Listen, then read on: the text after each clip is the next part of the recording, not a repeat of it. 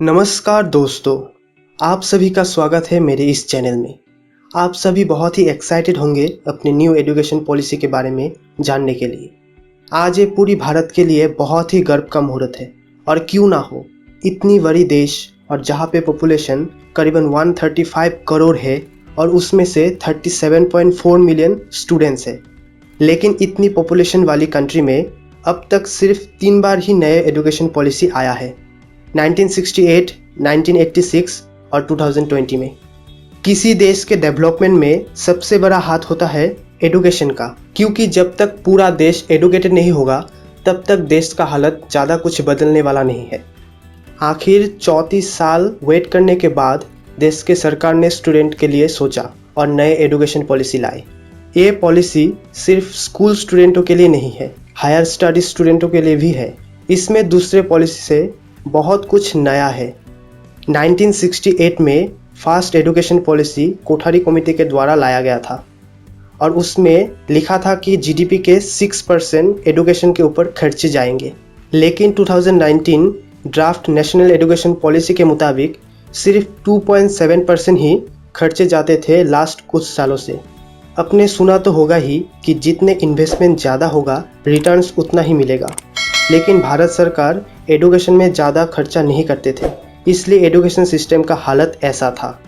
जहां पर अपने पड़ोसी देश भूटान अपने जीडीपी के 7.5% एजुकेशन पर खर्च करता है, बाकी देश जैसे जिम्बाब्वे, फिनलैंड, स्वीडन करीबन अपने जीडीपी के 6 से 7% खर्च करते हैं।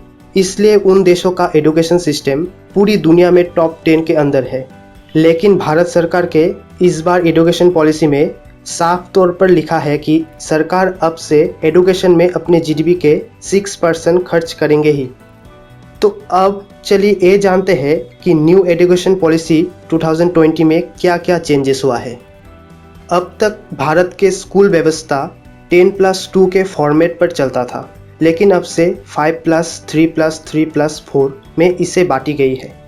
इसमें पहले 5 वर्ष की पढ़ाई को फाउंडेशन स्टेज मानी जाएगी और इसके पूरी सिस्टम एनसीईआरटी के अंडर पे होगा, और इसके साथ ही पहले 3 वर्ष प्री प्राइमरी माना जाएगा और बाकी 2 साल पहली और दूसरी कक्षा में शामिल होगी।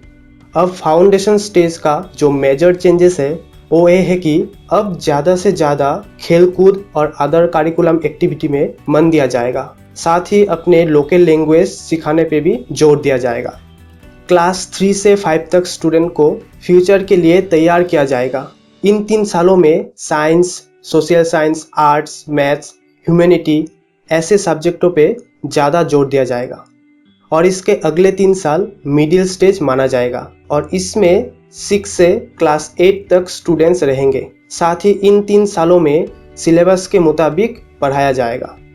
क्लास 9 से 12 तक इस फॉर्मेट का लास्ट स्टेज है। इसमें स्टूडेंटों को किसी सब्जेक्ट में रुचि पैदा करने में हेल्प करेगा और विश्लेषण क्षमता को भी बढ़ाया जाएगा।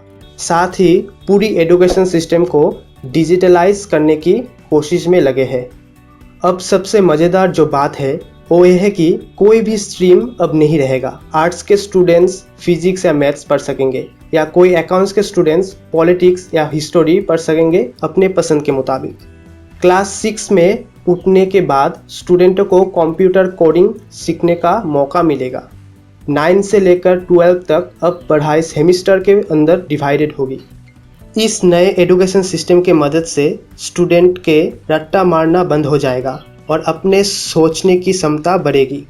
कॉलेज के एडमिशन में कुछ चेंजेस किए गए हैं। अब से एडमिशन के लिए आप सब कॉमन एडमिशन टेस्ट दे पाएंगे। इसके मदद से अगर किसी को 12वीं में कम नंबर मिला है तो वो इस एग्ज़ाम के मदद से अपने नंबर को बढ़ा सकता है और इससे आसानी से एडमिशन मिल जाएगा।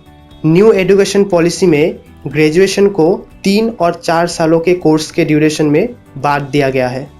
पहले अगर कोई बीच में पढ़ाई छोड़ देता था तो उसे सर्टिफिकेट नहीं मिलती थी, लेकिन अब से कोई बीच में पढ़ाई छोड़ देगा तो उसे सर्टिफिकेट मिलेगी। साथ ही बाद में अपने पढ़ाई को भी पूरा कर सकेगा।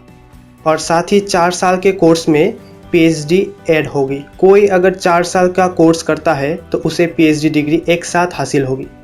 आखिर में जाके ये बोल सकते हैं कि ये एक बहुत ही अच्छा एजुकेशन पॉलिसी होने वाला है फ्यूचर में, और फ्यूचर में ही पता चलेगा कि ये कितना वर्क करता है। तो अगर आपको ये इन्फॉर्मेशन अच्छा लगा है तो जाकर मेरे चैनल से जुड़िए ऐसे ही और वीडियो के लिए। साथ ही अपने दोस्तों को भी ये शेयर कर दीजिए जिससे कि उसे पता चले कि क्या नया चेंजेस आए हैं एजुकेशन सिस्टम में। साथ ही साथ वीडियो अच्छा लगा है तो लाइक कीजिए और कुछ पूछना है तो कमेंट कीजिए। तो goodbye and take care.